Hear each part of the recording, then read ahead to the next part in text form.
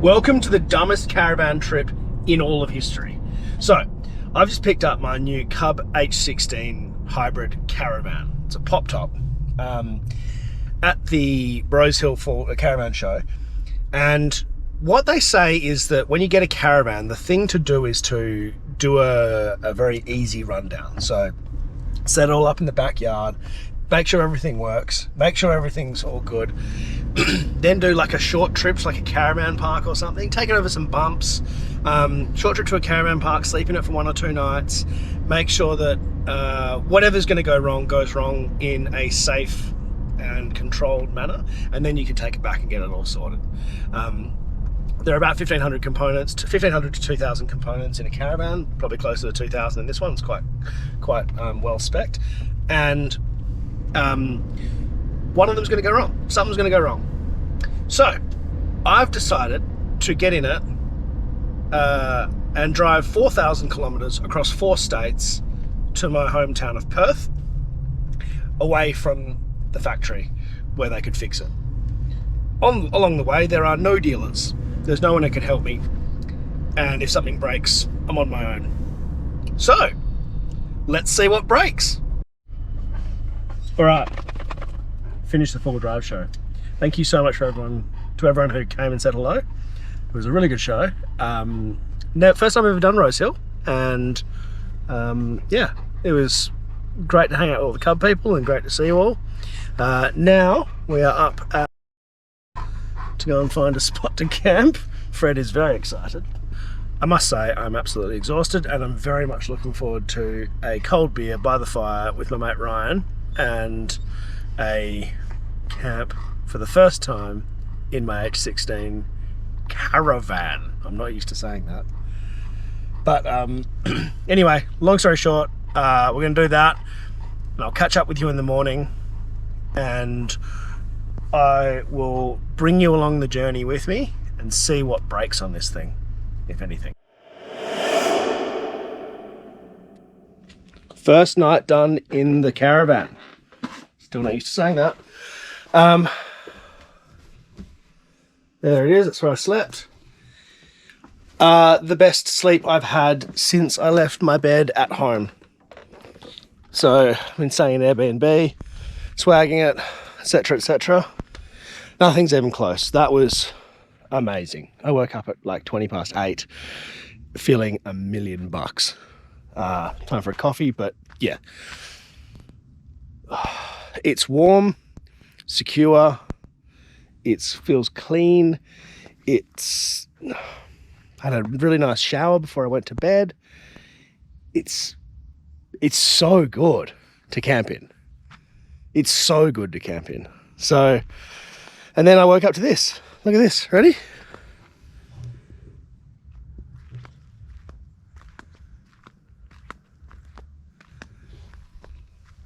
Yes, that's a very big drop. Hundreds of meters.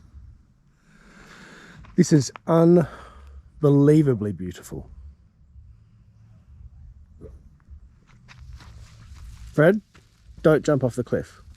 Sorry, Fred actually understands that stuff very well. Not the English, the not fall off the cliff. So yeah, we're gonna make a coffee, take a couple of photos probably, and then hit the road. Oh, I'm very impressed. Ryan, yep. Did you see it get on some angles last night when we were going through the tracks? What, oh, the caravan? Yeah. Oh, yeah, but yeah, I was surprised, eh? She towed well there. I didn't notice, it was in the dark, and I'm just kind of used to towing like nothing or small things, and apparently that thing was getting on some good angles, but I couldn't feel it, so I'll call that a win. Also, it just touches a bolt, so I might put my extended hitch back on. That's a bit frustrating. So people with a Prado and an extended drawbar, you need a hitch that's like 1 inch longer. It'd be perfect if it was 1 inch longer. I've got one that's 4 inches longer, which will definitely do the job, but I might try and find something in between, because those millimeters make a difference. Oh, I slightly scratched the paint. Damn, it scratches on this bolt.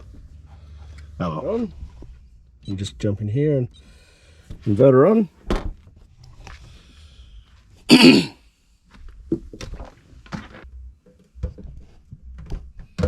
This machine's a little Breville Bambino. It uses a lot of power briefly.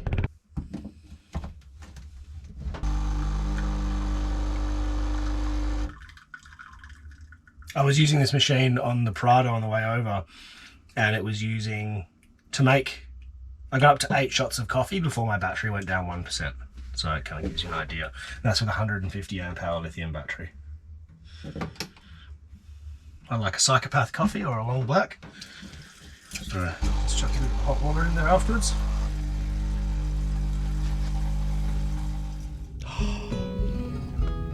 View, coffee. Not bloody bad.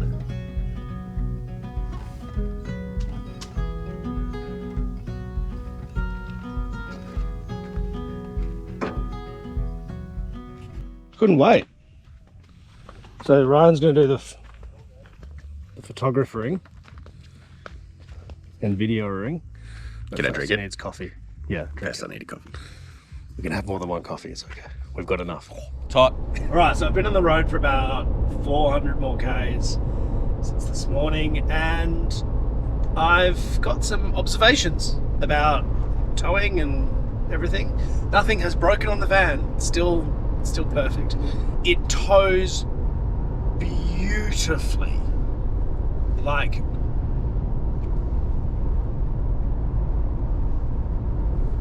look, I've used an H16 before, but I had a BT50 tow vehicle, and the difference between the BT50 and the Prado is marked.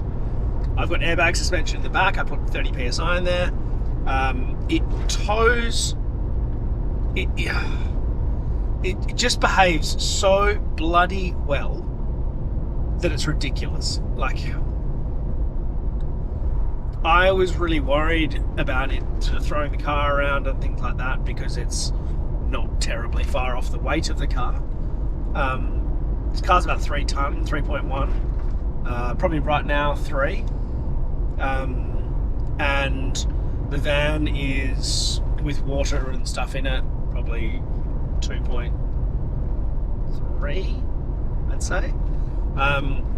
And I thought, oh, you know, maybe it's going to throw it around a little bit. It's just like, it's nothing at all. It's so nice. Sort of first impressions, just its road manners are amazing. You go over big bumps and stuff, and it doesn't move. It just doesn't, like, it bounces over them, sorts itself out, and carries on. It doesn't make a fuss at all.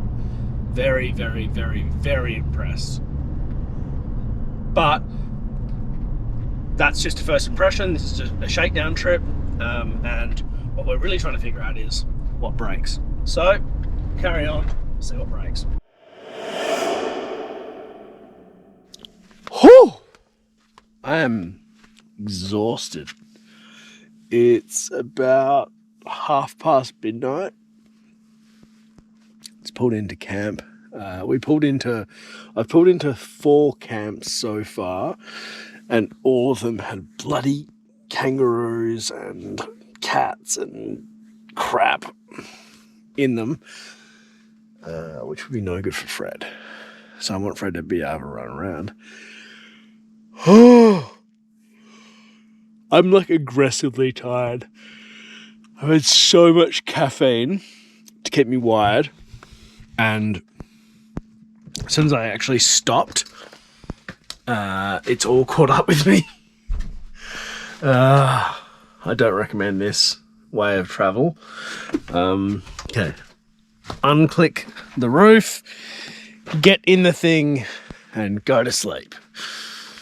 Holy shit. I'm so tired. At no point was I dangerous driving. I didn't have another hour in me, that's for sure. Shit. It's one of those things where you're like, I'm fine. And then you stop, and then it all crashes down on you, and you're like, Now that I have made the emotional decision to allow myself to be tired, I am exhausted. Before that, I was fine. Alright, see you in the morning. Go for it. I'm good now. I've had a nice sleep. God, I sleep well in this trailer. Unbelievably well. There was no reception, so I set up my Starlink. But that's how I store my coffee machine. Just with that's my pantry bloat bag and toiletries bag. Just chuck it all in there, it's all good. Set up my Starlink, which goes through this little bung up there to my roof. So that sits on like a, let's clean this lens. That sits on a K-on bracket, which I don't know if it's out yet, but that thing. Which means I don't need to bring that stand that sits on the bottom of the mount, which is bulky and stabs things and heavy and all that stuff. I'd bring it for a longer trip, but for a road trip, you definitely don't need to bring the stand if you have this, especially because I'm not even unhitching. So, pack that up and crack on. So yeah, the Starlink's got power in here. I need to figure out a way of mounting this somewhere because it's just kind of hanging out in there at the moment, but I'll probably Velcro it down or something. And Fred's very interested in the GoPro. Fred, see? See? All right, let's hit the road. 7 hours to the next destination. Nothing's broken. We're going well. We are officially in Victoria. Just crossing the New South Wales border. We just crossed the New South Wales border, which is the bridge in Mildura. And there are people talking on the radio. Shut up. So we made it 1,040 kilometres through New South Wales with no problems. Going well. Fuel consumption. Now, in every other state except for WA, there are no limits on how fast you can tow. So you can do 110, in other words. So there are limits, but like you can just do the full speed limit. WA, you're limited to 100.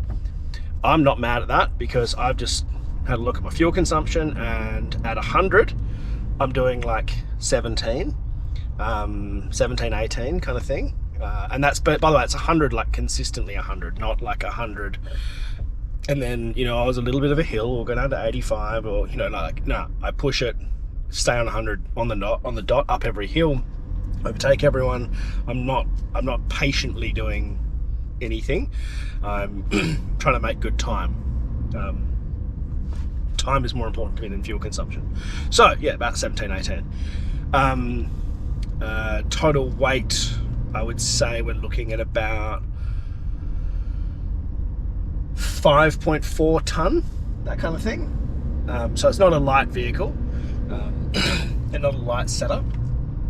And like if I baby it, I could probably get 14, 13, something like that. But I'm not going to. Now, when I do 110, it's a completely different kettle of fish. It went up to about 21. So very, very big difference, that extra 10 k's an hour, and for me, not worth it. I'm going to sit on 100, and that's very rare that I would not do the full speed limit. But that's like 5 litres per 100 extra for 10 k's an hour.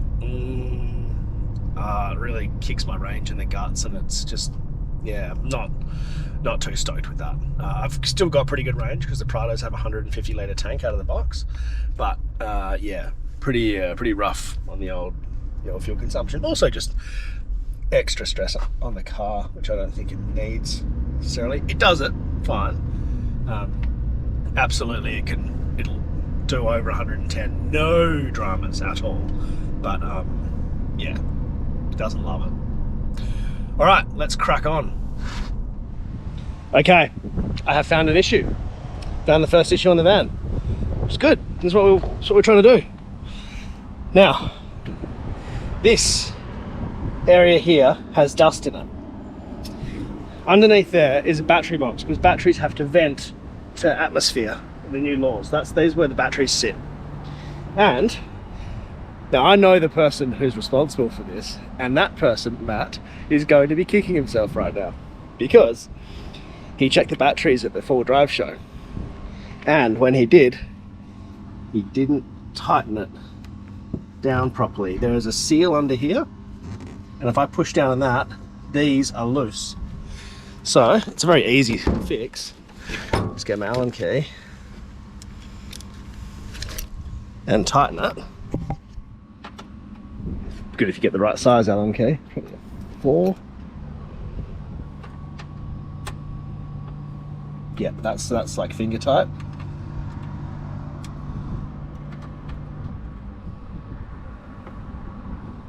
So that's not compressing the seal, which is letting dust in. It was good. Figuring out the problems before they're a big issue. Nothing even in this bloody area. Then I'll blow that out, and we'll check it again after the next dusty road and see if it's still leaking. This one's most as well. You can see that seal under there.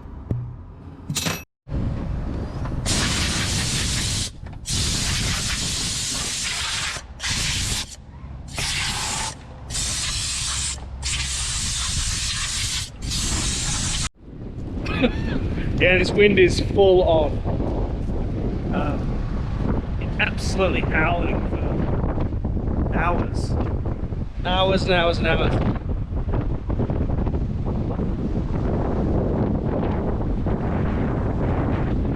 I don't know if you can tell, but the whole car is rocking. The van actually isn't. Oh wait, yes it is. Yeah, the van's rocking. Makes sense.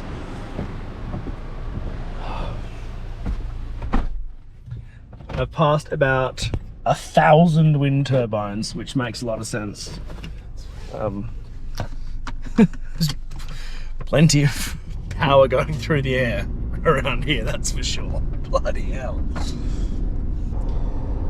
Should go and see my mate Ryan very soon and get some dinner. So Ryan and I went and got dinner at the local pub, and the wind speed has doubled. It is like a full dust storm.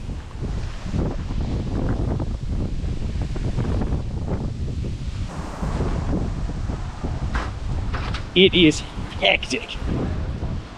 So let's test this Caravan out in the wind.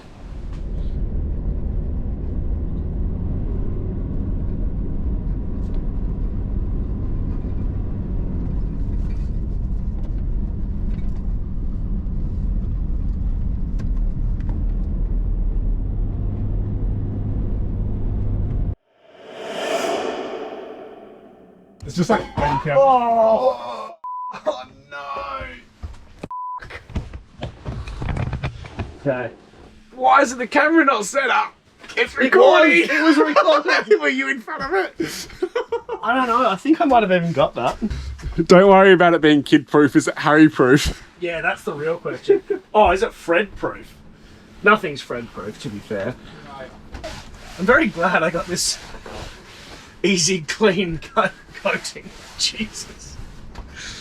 So because of all the wind and weather, which by the way, it is crazy outside, and I'll give you a listen to what it sounds like inside.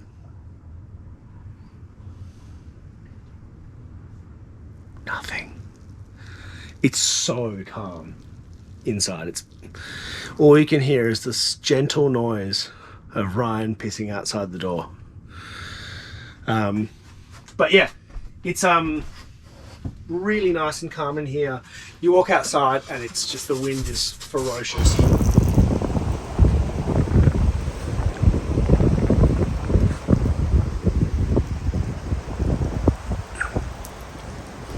Yeah. How you going, mate? It's cold, right? I'm from South Australia and it's still cold. It's genuinely cold out there. That's ice. You spend a little bit of time out there, and then you walk in here. I mean, the Harry feet doesn't help barefooted, but Yeah. They're both barefoot. But yeah, it's honestly lovely in here. And we occasionally turn the diesel heater on when then we turn it off because we get too warm. It's got different settings and stuff, but as soon as you close the doors, it's so well insulated that you don't need it. Well, we've been sitting here, so Fred can play outside. Fred loves cold weather, so Fred will play outside with a stick. We turn the diesel heater on high, and then we sit inside with the door wide open, and that's actually pretty good. So, all right, I'm gonna go get myself another drink and have some sort of an attempt not to spill it. I never actually mentioned here that my mate Ryan drove 8 hours return to see me. Okay, I would like to say he drove to see me. He absolutely didn't. He drove to see Fred. And I didn't really want to film too much because, like, even though he's a photographer and stuff, he drove to come and catch up with me and my dog. And I decided to say bugger it and turn the cameras off very early. And we honestly drank too many beers and had a bloody good time. So, good to see you, Ryan. Lie down. Drop. Oh, sorry. Drop. Good boy. No, so I'm keen to see what they do with 48 volt. Good morning. Oh, I'm pretty sold. Pretty sold on caravans. Fred do a fart Did Fred? last night. Went to sleep. That's yeah. No, he's all right. He farted, probably, but I didn't smell it because I was asleep. A little bit dusty this morning. That's from Ryan. Oh, I'm going to get a jacket, quick coffee, pack up, and then hit the road.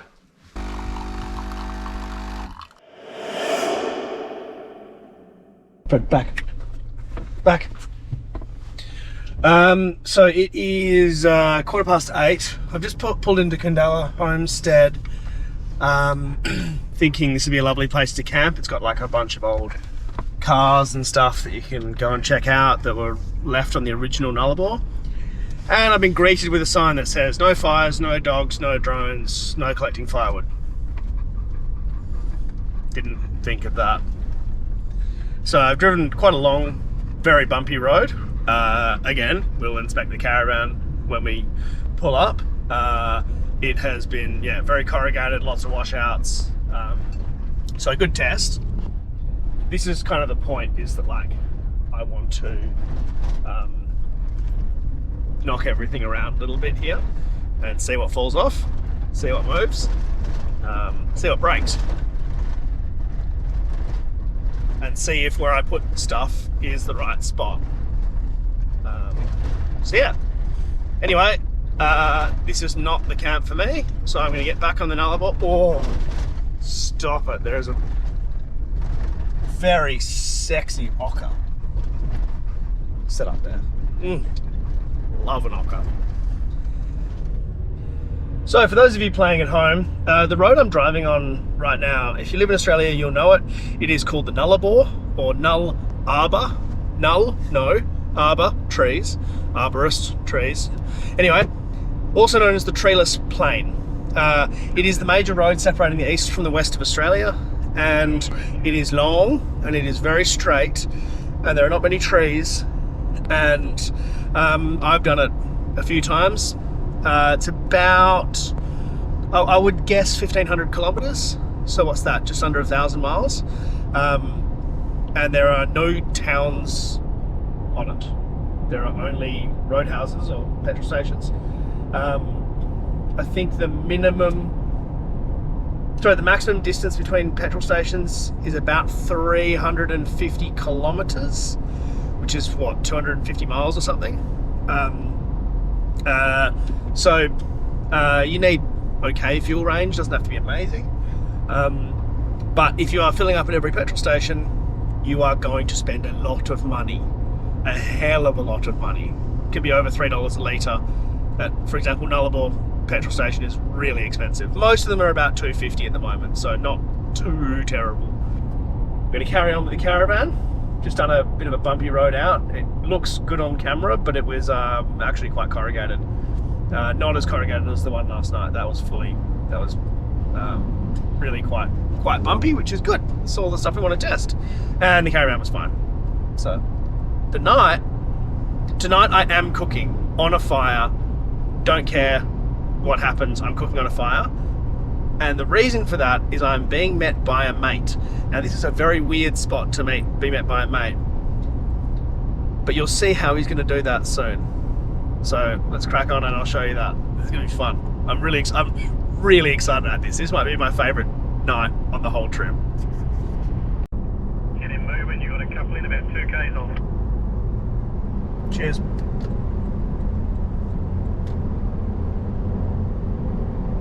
In the middle in the Caravan, there's some coming in. No worries, thank you. Channel there guys, you got 2 or 5 metres.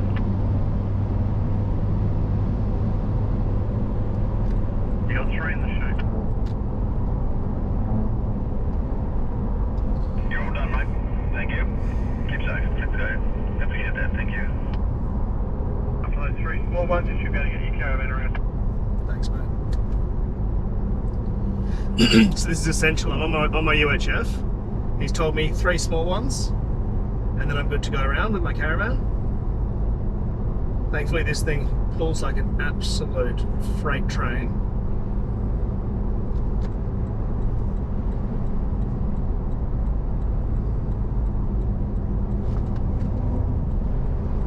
Big out of van, mate.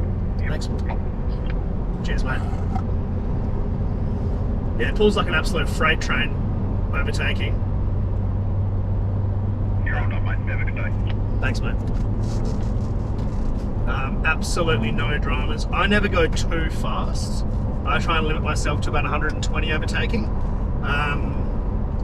Just for safety, just like I have no doubt this thing would be comfortable at 140, I reckon. I honestly reckon it would be, but hit with a hard cross breeze, no thanks. So 120 is what I limit myself to, and that's me with a really secure Caravan and a very good tow vehicle. If I was in an empty dual cab ute and a full height Caravan, 110 would be my limit.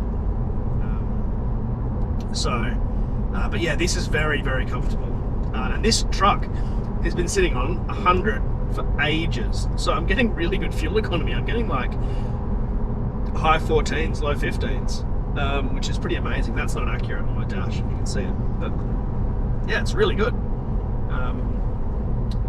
You got to take 1 litre per 100 off that because of my tyres. I've worked it out. Calibrated. So that's 14.8 I'm doing now. Sitting behind this truck, it's fantastic. Best fuel economy of the whole trip while towing. So I'm waiting for my mate, and we are on a runway. I probably shouldn't mention which runway I'm on because I think he's allowed on here. I don't know that my car is. It's too hard to get all the stuff. And there was a little road next to the entrance that very easily led onto the runway. So we're going to put all the stuff in the car. Look, I'm not on the runway, I'm next to the runway. Some bloody red tape, right?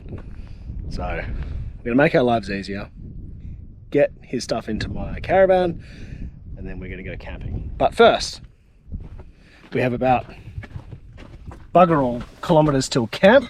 I bought the only pale ale they had, which is actually a nice pale ale. And if you know this about Land Cruisers, etc., the older they are, the easier that happens, by the way. But yeah, the door latches work really well as bottle openers. I've never been able to show you that because I always drink cans, and bottles suck for camping. But when the beer choice is limited, you get what you can get. Got about 15 minutes to go. Then we're going camping and cooking with a mate. Yes, finally, bloody finally. Some random stubby holder in my car that I can't remember the last time I bought a stubby holder. 3 years ago, Kimberley. Bought one in May from Servo. up near Cape Leveque. There you go. Last time I bought a stubby holder. Before that, probably 5 years before. Cheers.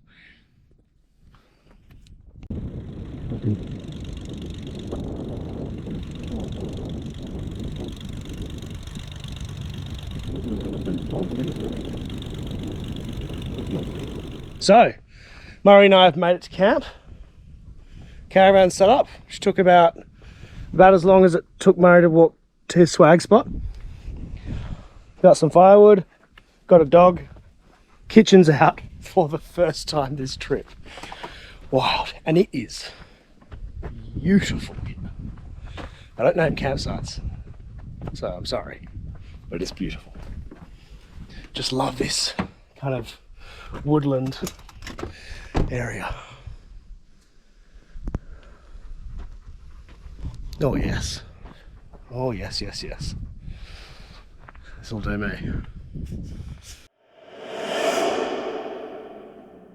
So I asked Murray to get me some food before he arrived, and I said, can you please get some nice steaks and some asparagus?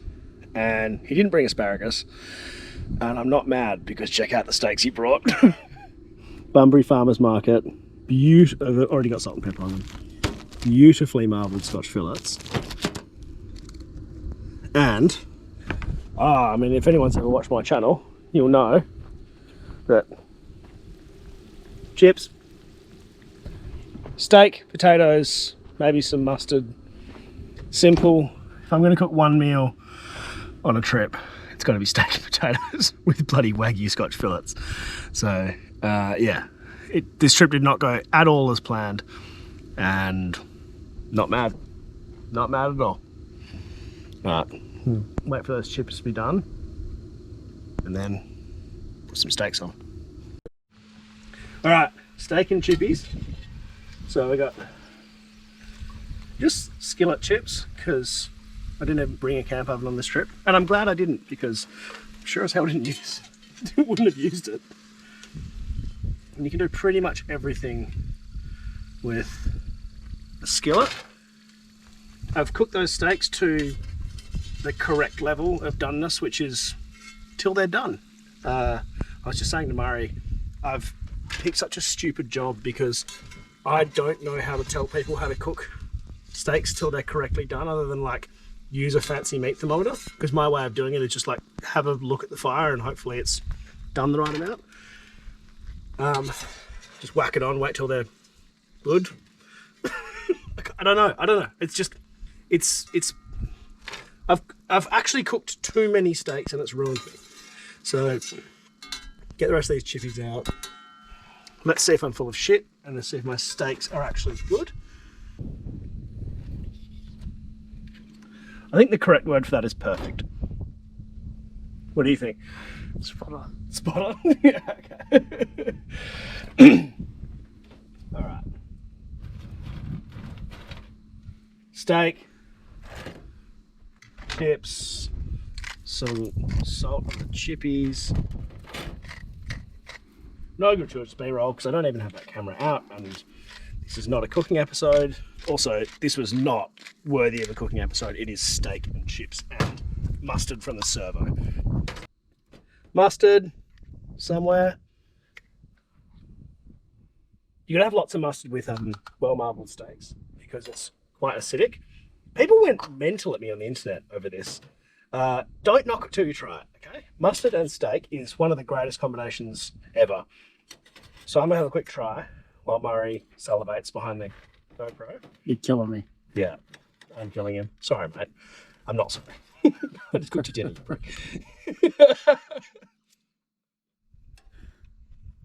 That mustard's shit. As in shit quality. And the steak is amazing. Go on, try some. Try some. Oh. Oh yeah. Wow. That steak is so tender. Oh yeah, look at that. Perfect. Spot on.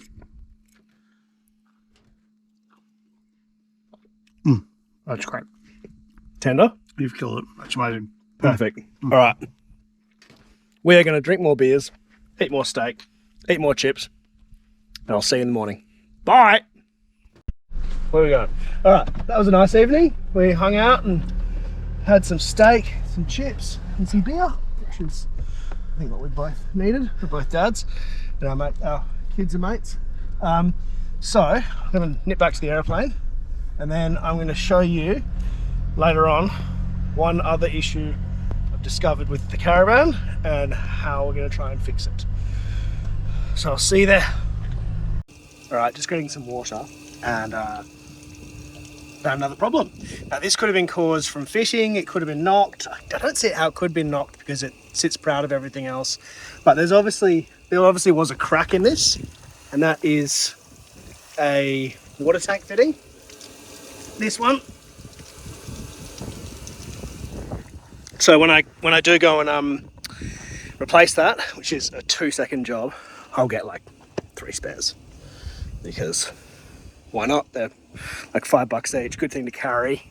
Also a good thing I got 3 tanks, so not all my eggs in one basket, and I can isolate it, so that's fine. Anyway, this is what it is. Still got plenty of water capacity. I'm going to turn that off. So the final little issue that I found: dust. Some dust up there. It's been coming through the seal. I deliberately didn't clean it off, and then I did another very dusty road after I made an adjustment to see if it leaked anymore, and it's exactly the same amount of dust that was there before, so it has not leaked anymore, which means my adjustment has fixed it. And all I did was put a couple of turns on these. They were quite loose originally, so I just put a little bit more pressure on them and then clamped them down. Now, I initially said, why do we even need the bloody these latches at the back? It's not going to ever come up at the back, it's only going to come up at the front. That's why, to compress the seal, to make it airtight. It is now airtight, it works perfectly now, so stoked with that. But yeah, that, just for full disclosure, that was leaking because the latch wasn't tight enough. Very easy fix. All right. Thank you so much for watching. I will see you in the next one. Next one probably will be a cooking video, and I'll be out with my family. Thank you very much, and I'm exhausted and I don't want to drive anymore. Bye.